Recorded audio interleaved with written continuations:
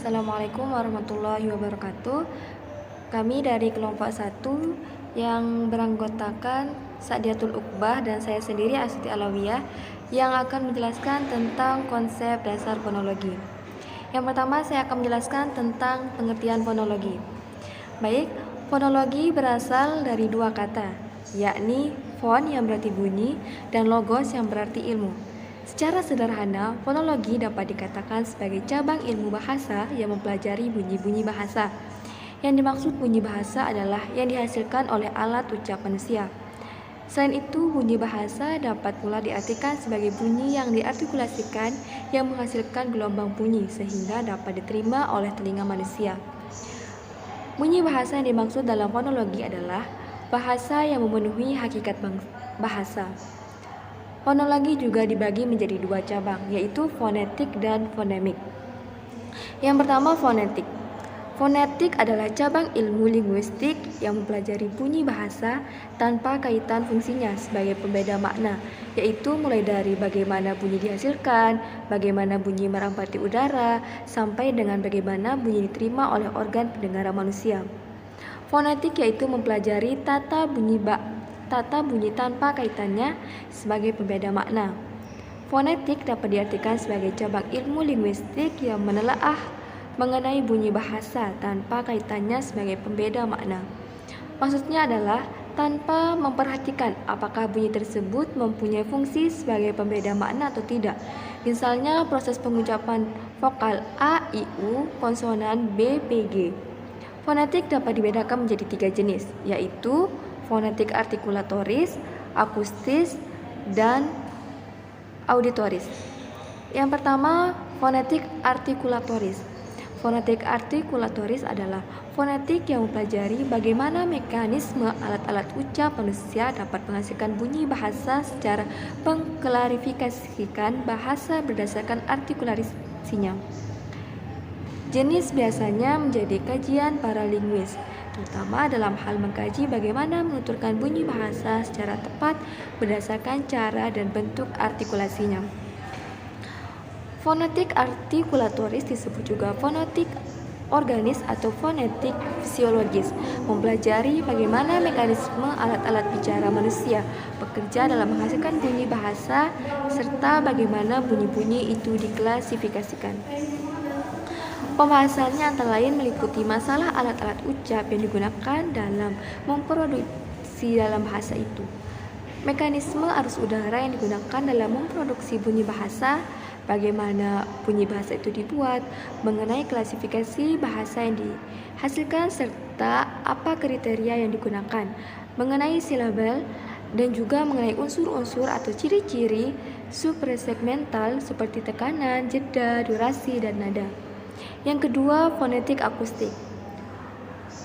Fonetik akustis yaitu mempelajari bunyi bahasa berupa getaran udara dan mengkaji tentang frekuensi getaran bunyi, amplitudo, intensitas, dan timbrenya. Kajian ini bersifat fisik sehingga biasanya banyak dikaji oleh para ahli fisika. Kajian terhadap fonetik akustik ini akan melandasi ditemukannya pola-pola bicara seseorang, pola-pola standar pelafalan sebagai bahasa, dan pola-pola bunyi manusia yang membedakannya dari pola-pola bunyi atau suara lainnya. Yang ketiga, fonetik auditoris. Fonetik auditoris ini yaitu mempelajari tentang bagaimana mekanisme telinga dapat menerima bunyi sebagai hasil dari udara yang bergetar. Kajian ketiga ini biasanya tidak dilakukan oleh para linguis melainkan oleh para ahli sains lainnya. Dalam perkembangannya, fonetik inilah yang mendasari bagaimana bunyi bahasa yang dialirkan melalui sarana tertentu dapat diterima dan dipahami oleh manusia, misalnya telepon, radio, televisi, dan berbagai media komunikasi lisan tidak langsung lainnya. Dari ketiga jenis fonetik tersebut, yang paling berurusan dengan dunia linguistik adalah fonetik artikulatoris, sebab fonetik inilah yang berkenaan dengan masalah bagaimana bunyi-bunyi bahasa itu dihasilkan atau diucapkan manusia. Sedangkan fonetik akustik lebih berkenaan dengan bidang fisika yang dilakukan setelah bunyi-bunyi itu dihasilkan dan sedang merambat di udara. Kajian mengenai frekuensi dan kecepatan gelombang bunyi adalah kajian bidang fisika, bukan bidang linguistik. Fonetik auditoris berkenaan dengan bidang kedokteran daripada linguistik. Kajian mengenai struktur dan fungsi telinga jelas merupakan bidang kedokteran lebih berkenaan dengan ilmu kedokteran, termasuk kajian neurologi. Selanjutnya yang kedua, fonemik. Fonemik adalah ilmu bahasa yang membahas bunyi-bunyi bahasa yang berfungsi sebagai pembeda makna. Terkait dengan pengertian tersebut, fonemik dalam Kamus Besar Bahasa Indonesia diartikan bidang linguistik tentang sistem fonem suatu bahasa, dan prosedur untuk menentukan fonem suatu bahasa. Jika dalam fonetik mempelajari berbagai macam bunyi yang dapat dihasilkan oleh alat-alat ucap, serta bagaimana tiap-tiap bunyi itu dilaksanakan, maka dalam fonemik mempelajari dan menyelidiki kemungkinan-kemungkinan bunyi ujaran yang manakah yang dapat mempunyai fungsi untuk membedakan arti. Selanjutnya, transkripsi fonetis dan fonemis. Menurut Kamus Besar Bahasa Indonesia, transkripsi adalah pengalihan tuturan yang awalnya dalam bentuk bunyi ke dalam bentuk tulisan atau penulisan kata, kalimat, atau teks dengan menggunakan lambang-lambang bunyi. Ada beberapa macam jenis transkripsi bunyi bahasa, di antaranya itu transkripsi fonetis dan fonemis. Menurut Kamus Besar Bahasa Indonesia, transkripsi fonetis adalah penulisan bunyi-bunyi bahasa secara akurat atau secara tepat dengan menggunakan huruf atau tulisan fonetik. Huruf fonetik dibuat berdasarkan huruf alfabet Latin yang dimodifikasikan atau diberi tanda-tanda diakritik. Karena alfabet Latin hanya berjumlah 26 buah huruf, padahal bunyi bahasa itu sangat banyak melebihi jumlah huruf Latin. Pada dasarnya, dalam kajian fonetik, satu huruf digunakan hanya untuk satu bunyi atau satu bunyi dilambangkan dengan satu huruf. Tidak ada penggunaan satu huruf untuk dua bunyi yang berbeda, juga tidak ada penggunaan dua huruf yang berbeda untuk satu bunyi.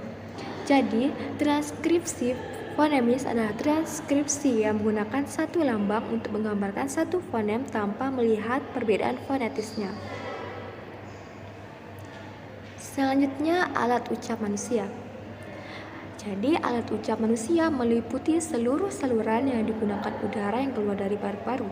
Oleh sebab itu, secara umum dapat kita katakan bahwa artikulator atau organ penghasil bunyi meliputi paru-paru, kerongkongan, dan berbagai organ di dalamnya, mulut, dan berbagai organ yang dapat di dalamnya, dan hidung. Selanjutnya, organ penghasil bunyi ini dibedakan ke dalam 3 klasifikasi besar. Yang pertama, komponen subglotal, yaitu organ yang berada di sekitar paru-paru. Yang kedua, komponen laringal, yaitu organ-organ yang terdapat dalam wilayah tenggorokan. Dan yang ketiga, organ supraglotal, yaitu organ yang berada di wilayah mulut dan hidung. Untuk lebih jelas tentang organ penghasilan bunyi tersebut, perhatikan perincian berikut. Yang pertama, alat ucap, yaitu paru-paru. Yang kedua, tenggorokan. Yang ketiga, pangkal tenggorokan. Yang keempat, pita suara. Yang kelima, krikoid. Yang keenam, tiroid. Yang ketujuh, aritenoid. Yang kedelapan, rongga anak tekak.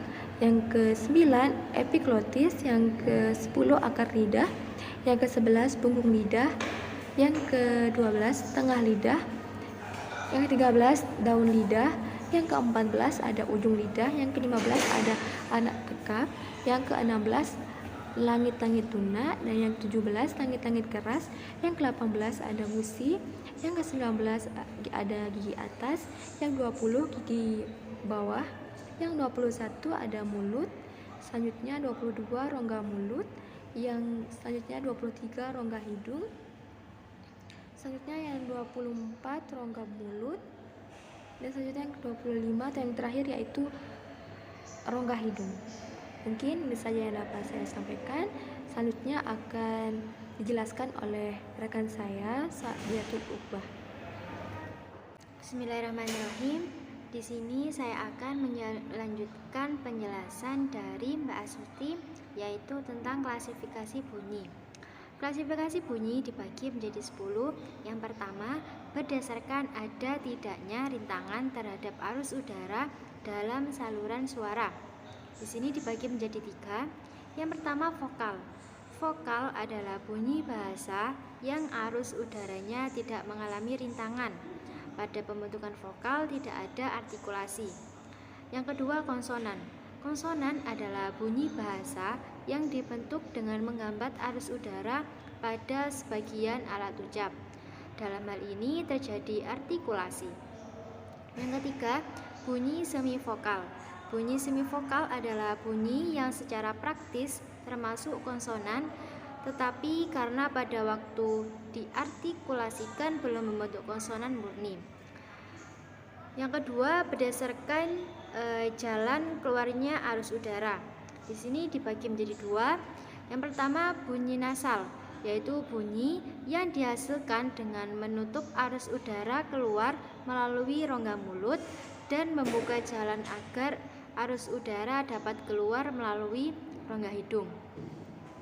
Yang kedua, bunyi oral, yaitu bunyi yang dihasilkan dengan jalan mengangkat ujung anak tekak mendekati langit-langit lunak untuk menutupi rongga hidung, sehingga arus udara keluar melalui mulut. Klasifikasi bunyi yang ketiga yaitu berdasarkan getaran pita suara. Berdasarkan getaran pita suara, bunyi dibedakan menjadi bunyi bersuara dan bunyi tidak bersuara. Kedua bunyi ini dibedakan berdasarkan ada tidaknya getaran pada pita suara sewaktu bunyi tersebut dihasilkan. Dalam bahasa Indonesia hanya terdapat 4 bunyi tidak bersuara, yaitu S, K, T, dan P.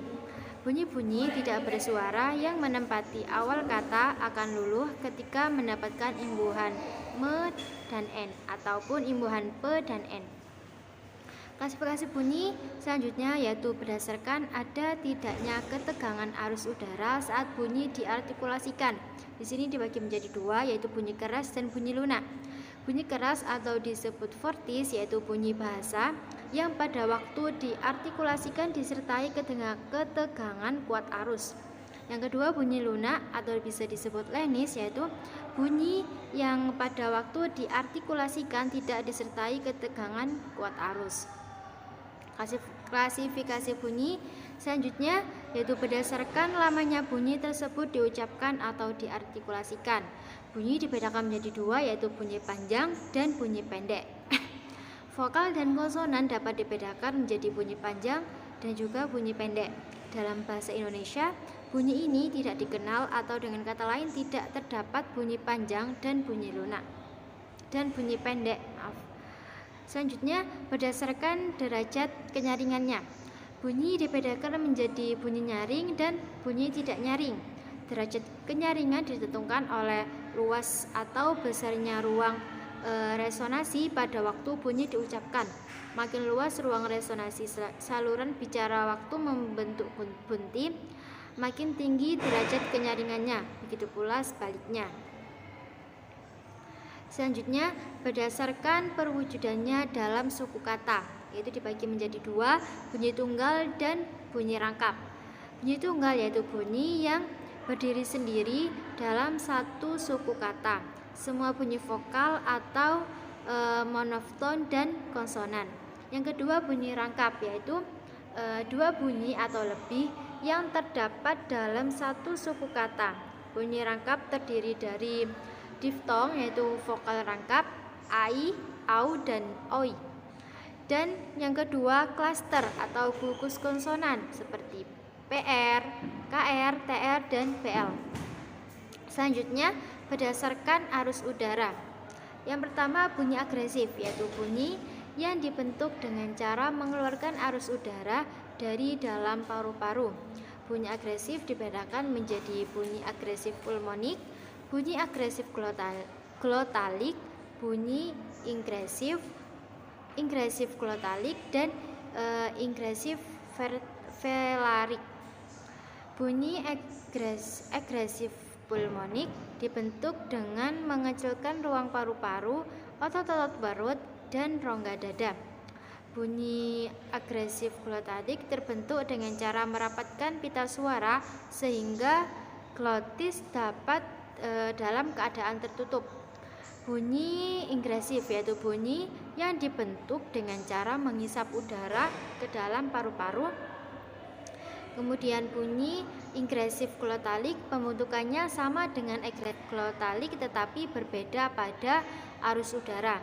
Kemudian bunyi ingresif velarik dibentuk dengan menaikkan pangkal lidah ditempatkan pada langit-langit lunak. Kebanyakan bunyi bahasa Indonesia merupakan bunyi agresif. Selanjutnya berdasarkan segmentasinya.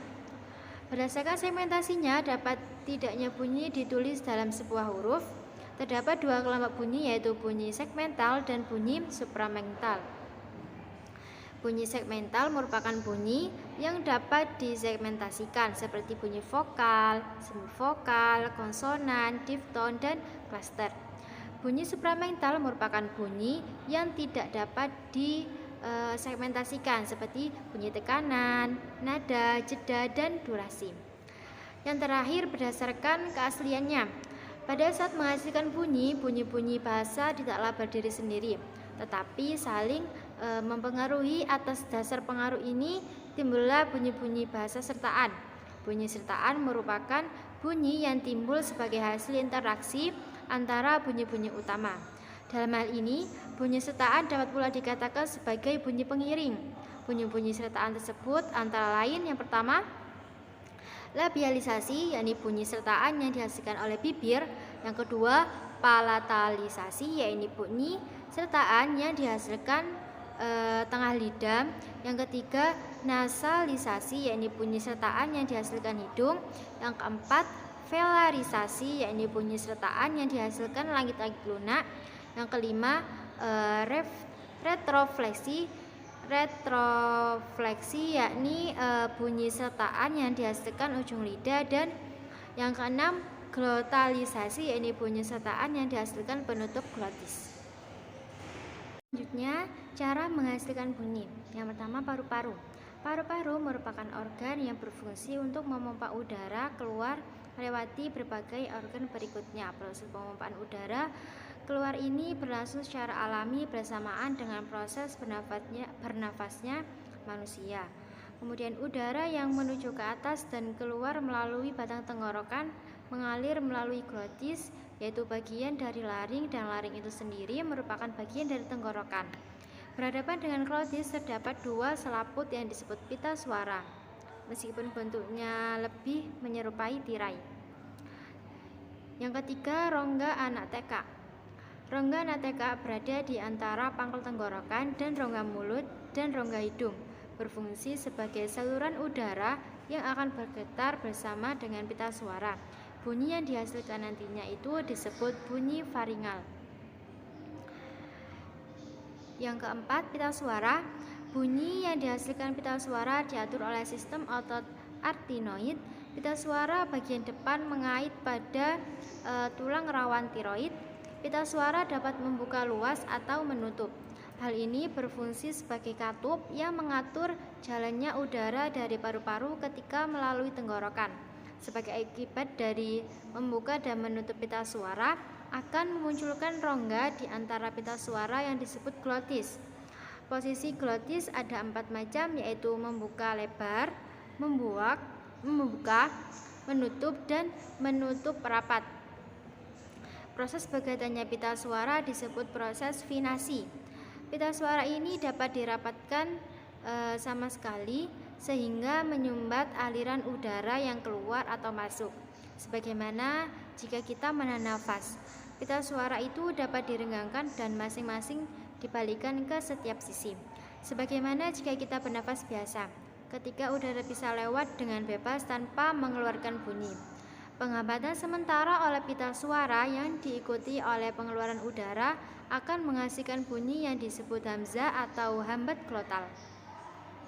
Selain itu, pita suara bisa juga dirapatkan sehingga udara menggetarkan secara teratur pada kecepatan yang berbeda-beda. Sewaktu udara itu masuk melewati pita suara tersebut, getaran ini secara teknis disebut bersuara atau penyuaraan dan merupakan komponen dari banyak bunyi bahasa dalam semua bahasa. Getaran ini dapat dirasakan dari luar dengan menyentuh bagian depan laring atau jakun dengan ujung jari ketika mendengungkan atau mengucapkan a. Tidak ada getaran disebut tak bersuara dan dalam banyak bahasa beberapa pasang bunyi yang diartikulasikan sama dibedakan sebagai bunyi bersuara dan bunyi tak bersuara. Misalnya bunyi awal pada kata bola dan pola serta dari. Di samping penyaraan, pita suara dapat didekatkan dengan cukup rapat sehingga menghalangi arus udara yang keluar dengan memaksanya keluar melalui celah yang sempit. Proses ini memegang peranan dalam semacam wicara yang disebut berbisik, yang tidak terdapat getaran di glotis. Arus udara yang terdengar yang melewati glotis juga ikut menghasilkan bunyi yang menyerupai seperti pada kata hati, bahan. Bunyi ini terutama disebabkan oleh peningkatan tekanan udara dan paru-paru, sehingga bila terengah-engah akan terdengar bunyi seperti h, mengalami banyak kualitas vokal-vokal yang mengikutinya dan vokal-vokal yang mendahulunya dalam bahasa yang memperbolehkan h di akhir, misalnya bahasa Indonesia. Proses tersebut dapat digambarkan sebagai yang pertama, posisi pita suara ketika bernafas. Pada saat bernafas, pita suara membuka lebar sehingga udara yang keluar dari paru-paru melalui tenggorokan tidak ada yang menghalanginya. Biasanya posisi pita suara seperti ini menghasilkan bunyi vokal, yaitu bunyi H, P, T, S, dan K. Yang kedua, posisi pita suara bergetar. Ketika pita suara bergetar, bagian atasnya akan terbuka sedikit sehingga membentuk bunyi B, D, G, M, dan R.